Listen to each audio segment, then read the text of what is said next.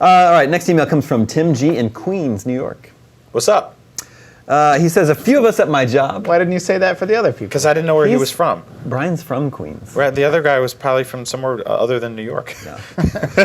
He says, a few of us at my job got into a conversation about retro games, and we came up with a fun question I thought I would pass on to you guys. Which bad game did you devote the most time to? For me, it was Teenage Mutant Ninja Turtles on the NES. I hate this game so much, but I must have put at least 100 hours into it, the first one. Yeah, That's not a bad game. It's a bad game. Yeah. Almost 30 years later, and I still haven't beaten it. Ooh.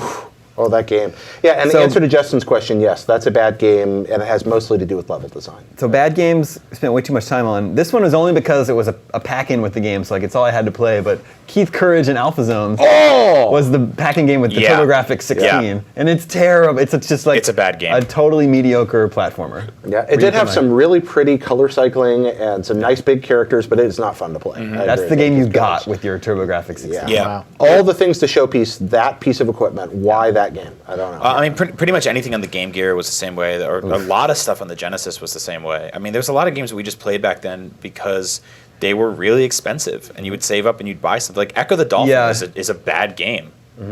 Well, I mean, yes, Echo the Dolphin is a terrible video game. It's not great. That first stage is good, and after that, just stop playing. Yeah, it's like when you're a kid, you can't just buy a new game whenever you want. Like you get it for like Christmas. And then you have to like, whatever you get for Christmas has to last you for several months until your birthday or whatever. Unless you're that one rich kid on the block whose games you borrow if they let you. Yeah. And so you be friends with them so you can borrow their games. I kind of don't even know where to start. They were all pretty much bad. But what's Like like in the so many 60s, good, like, you what's a don't know bad what game that you're- you particularly spent a lot of time on? The Nagano Olympics on the Sega Genesis. Ooh, That's that really is a bad. bad game. You played that? Genesis. I mean, I saw it was the classic thing that a dumb kid does, where it was advertised on the back, like the back of the manual of another game I had, and I'm like, yeah, that looks cool, and then I bought it, and I couldn't even understand. Like you start an event, it's like that. What's that surfing game we were playing the other day? TNC Surf Design. Yeah. Where it's like terrible game. Impossible game. It's not even. Impossible. It's literally not unplayable. Yeah. You can't actually even control. It's just like a bad cartoon happening on your TV that you can't. Do Yeah, anything you about. need to practice the game for months before you're any good. That's at it. what I that's agree. what this Olympics game was. You'd start like an event like the downhill skiing, then you'd just go and just fall. Yep. Yeah. And I wouldn't know why. And then like that was the game. Like you couldn't control it.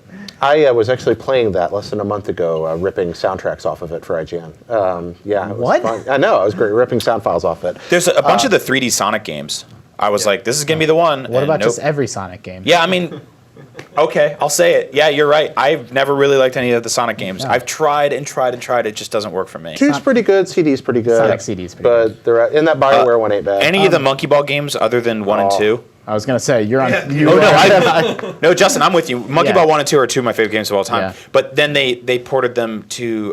They were the Wii on, one's bad. Yeah, they were on Wii. If you have a jump button, iPhone. you're in real trouble. Yeah. Yeah, why? Why is there a jump button in Monkey Ball? Because Sega's full of idiots. Speaking of franchises that are dead, like what the hell? Yeah. Bring that back. For me, like Yeah. again, like pretty much most of the 8-bit and 16-bit games, like Back to the Future Part 2 and 3 on NES was bad. But like, cause I'm just a dumb kid, like I don't know any better. But the one that like really stands out to me that I tried to convince myself was good was like Sewer Shark on the Sega CD. Because my family spent all this money on a Sega CD. I was a little spoiled. I got a lot, like all the video game stuff I asked for. And I just wanted to convince myself so bad that console was worth the money and like worth, the time. And I'm like, look at this game and look at this guy's face. And like, man, that game is bad. Yep. 3 come to mind for me. Ultima 3 for the NES, which I bought. First Ultima? That's the first NES Ultima. Ultima 3 is a great video game, a true classic, except on NES, where they broke the game. It's just awful. It's awful in so many ways.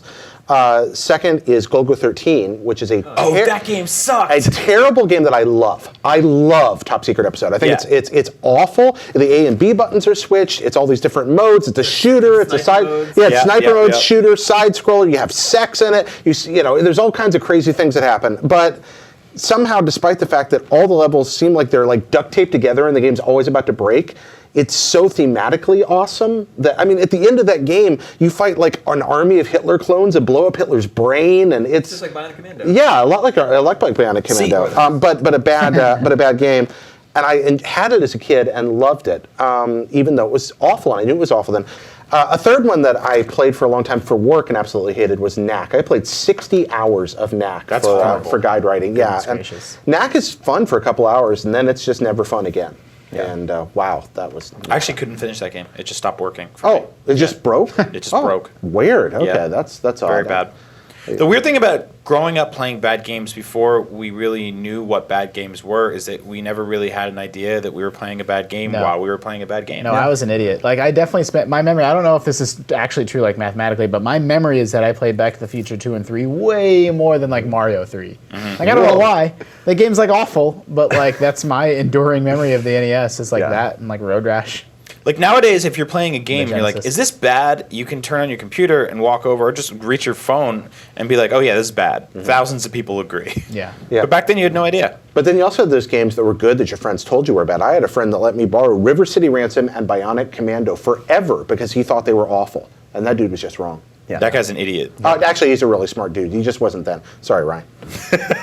Sorry I called you an idiot, Ryan. So Shadowgate is one of my all-time favorite NES games. And then 10 years later, I learned that a new Shadowgate is coming to Nintendo 64. Shadowgate 64, and I was so excited, and I got it. And that game is awful, awful, awful. It's so bad. But it was like a Star Wars prequel scenario where I'm like playing it. I'm like, yeah, this is cool. It's like playing more Shadowgate. I'm like wandering around the castle in 3D. Yep. Have any of you been unfortunate enough to play this game? No. I know its reputation. Did you play the original? Yes. The original is like, oh, it's got all these really clever puzzles. You're always Yeah. encountering cool monsters and stuff. And the Shadowgate 64 is just totally empty, almost void of any character Yeah. or any puzzle. You're just wandering around an empty castle and nothing is ever happening. So people are going to love 3D. Yeah. Big open spaces. I played through the whole game because I thought I was I thought I had to because I was such a Shadowgate super fan. Man, the music in that original Shadowgate on NES is Really, really rocking. good. Yeah. Great soundtrack.